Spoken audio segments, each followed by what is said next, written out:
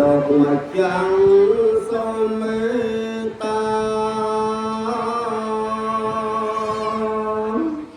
ប្រងទេសនាព្រះធម៌នេះ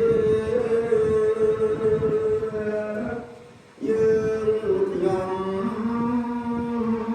គ្រប់បាជួបជុំនេះរងចាំស្ដាប់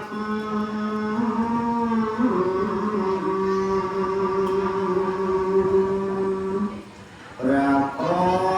បំព្រឺផ្លូវសត្វដើរទៅ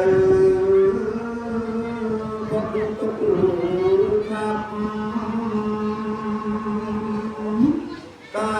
រកើតចាំងគឺស្លាប់ត្រូវប្រញាប់ក្រងភពបី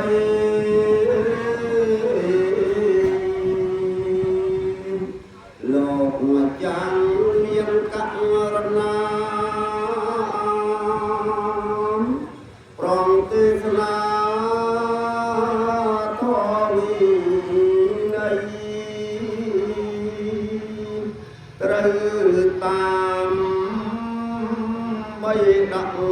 បីព្រះចិនត្រីមានពុទ្ធលេខា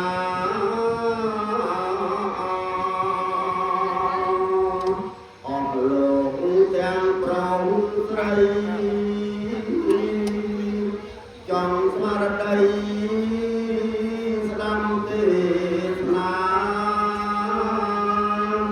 ឲ្យកា